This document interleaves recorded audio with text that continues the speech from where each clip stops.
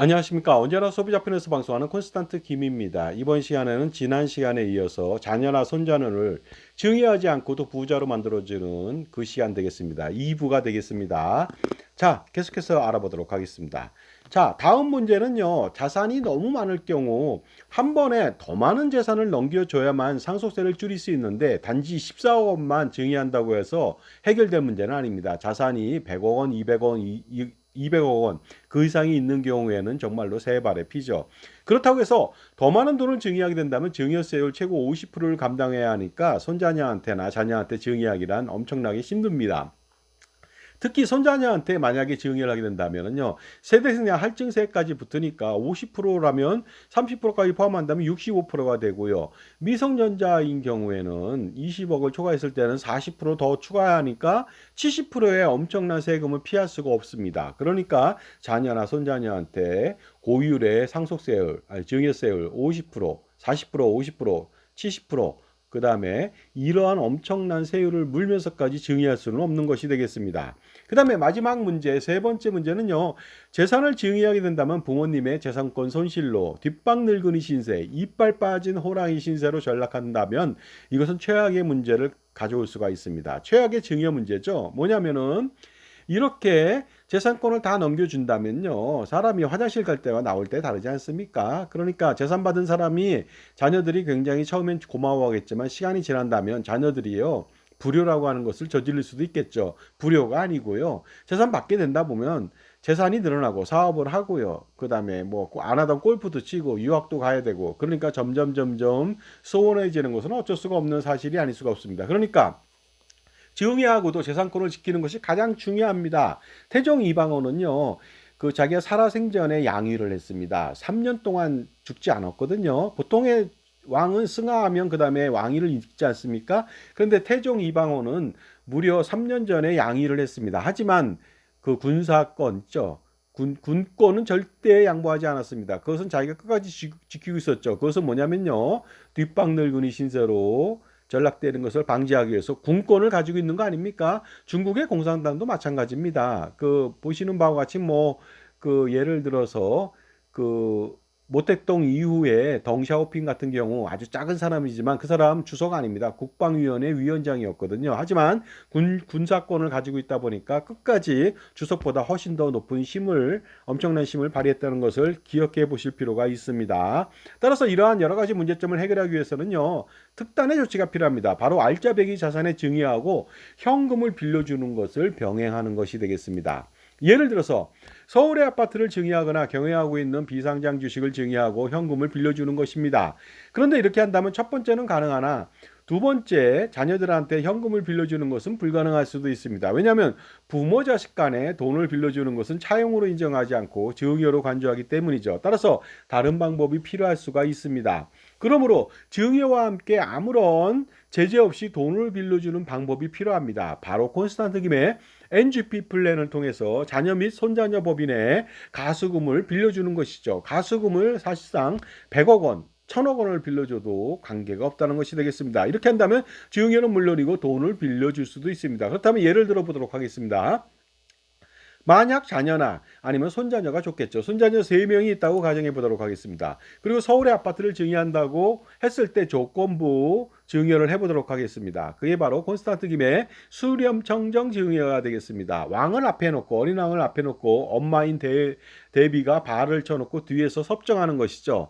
앞에 있는 어린 왕은 꼭두각시에 불과하죠. 실세는 바로 대비죠. 그것처럼 수렴청정 증여를 하는 것이죠. 내가 비록 고가의 아파트를 너한테 줬지만 그 재산권은 네가 행사하지 못해. 이겁니다. 가령 아파트 증여 후 임대 관리, 매각 관리, 그다음에 자금 관리, 자산 관리는 전적으로 부모님한테 맡긴다. 평생 거기에 대해서 동의해야 된다. 만약에 이것을 동의하지 않으면은 증여는 취소된다. 동의해 놓고 어긴다고 해도 마찬가지로 취소된다. 그렇다면 자녀들은요, 절대로 손자녀들은 절대로 그 아파트 증여받고 나서 절대 재산권을 행사하지 않습니다. 왜냐하면 행사하지 않아도 그건 자기 거거든요. 할아버지 돌아가시면은 자기게 되니까 뭐 걱정 없다고 보는 것이죠. 이랬을 때 40억 원짜리 아파트를 단순 증여하게 된다면 전세보증금 25억 원으로 증여세하고 취득세를 내고도 돈이 남을 수가 있습니다. 그 돈, 그 만약에 자녀한테 다 줘버리면 곤란하겠죠. 왜냐하면 아파트도 날리고 그 돈도 날리면 곤란하지 않겠습니까? 그러다 보니까 계산을 통해 알아보도록 하겠습니다. 40억 원짜리 아파트를 자녀 증여 시 자녀 10억 5천, 손자녀 각각 두 명한테 9억 8,333만 원. 그렇다면 증여세는 8억 5,800만 원, 취득세는 1억 6천만 원, 총 세금은 10억 1,800만 원 정도가 나옵니다. 그렇다면 전세보증금 25억 원 가지고 세금을 납부하더라도 무려 15억 원가량 남겠죠. 따라서 이 돈을 법인의 가수금으로 놓고 이번에는 그 가수금이 자녀들, 손자녀들 가수금이 되겠습니다. 그리고 대표이사인 할아버지가 마음껏 주물럭대면 되겠죠. 주물럭된 데는 좀 이상합니다만은 자산운용을 마음대로 할 수가 있다는 것이 되겠습니다. 그리고 자녀나 손자녀 지분이 100%인 법인에 그 아버지가 가수금을 좀 넣어보도록 하겠습니다. 이거 증여한 다음에 세후 자산에 대해서 가수금으로 관리하고 또 남는 돈에 대해서 부모님이나 할아버지가 가수금을 넣을 수가 있겠죠. 부모님이 65억 원, 할아버지 할머니가 65억 원을 넣어줘도 이자를 받지 않아도 되고 증여세를 내지 않아도 됩니다. 손자녀 법인 3명한테 손자녀 법인 1,000만 원짜리 만들어 놓고요. 할아버지 할머니가 65억 원을 빌려줘도 증여세 발생되지 않고 이자 한 푼 받지 않아도 부당행위 계산 부인 규정에 따라서 소득세를 과세하는 그런 일은 당하지 않는다는 것이 되겠습니다. 그렇다면 법인은 자녀들 가수금 15억 원하고 그다음에 할아버지의 가수금 65억 원, 토탈 80억 원을 가지고 자산 운영을 할 수가 있겠죠. 물론 이 돈은 부모님이 할아버지 할머님이 전적으로 운영 관리합니다. 왜냐하면 법인의 대표는 할아버지 할머니거나 아니면 부모님이 될 수가 있겠습니다. 그다음에 조건부 증여하고 가수금에 대한 통제가 가능하기 때문에 비록 80억 원이라고 하는 돈 가수금 바로 대표이사인 할아버지 할머니 아버지 어머니가 핸들링할 수가 있는 것이죠. 자, 그렇다면 이 돈을 자산운용해 보도록 하겠습니다. 법인 세후 투자 수익률 10% 가정해 보도록 하겠습니다. 더 공격적으로 할 수도 있습니다. 그러나 제가 계산을 쉽게 하기 위해서 한번 예시해 보도록 하겠습니다. 10년이 지났다. 80억 원 가지고 10년 동안에 10% 투자했다. 그러면 투자 원리금은 207억 원 되고요. 20년이면 538억 원, 30년이면 무려 1,400억 원, 40년이면 3,621억 원, 50년이면 1조 원에 육박합니다. 9,391억 원이 되겠습니다. 이렇게 된다면 자녀나 손자녀는 부자가 되지 않을 수가 없겠죠. 그러나 부모님이나 자녀는 상속세 걱정이 전혀 없습니다. 왜 그런 것일까요? 바로 법인의 자본금에 대한 부모님의 지분이 한 푼도 없습니다. 할아버지 지분이 없습니다. 할머니 지분도 없습니다. 그리고 부모님의 가수금, 할아버지 할머니의 가수금은 상속세의 과세 대상이 됩니다만 법인이 벌어들인 돈으로 가수금이라고 하는 부채는 상환이 가능하며 또 10년 단위로 가수금마저도 증여를 자녀나 손자녀에게 한다면은 가수금마저도 완벽하게 없앨 수가 있습니다. 물론 없애면서 증여하면서 다시 또 돈이 들어오게 수렴청정 증여를 한다면 할아버지 할머니 아버지 어머니는 끝까지 그 돈을 증여했지만 그 꼬리표는 손자녀의 그 가수금이지만 끝까지 핸들링할 수가 있는 것입니다.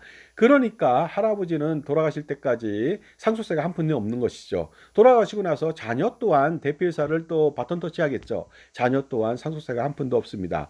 이렇게 할아버지 할머니 아버지 어머니가 돌아가시면 나중에 손자녀는요 세금 한 푼도 없이 그 엄청난 금액을 향유할 수가 있게 됩니다. 자, 그런데 일반적으로 할아버지 할머니가 돌아가신 다음에 자녀가 대표이사가 된다고 가정해 보겠습니다.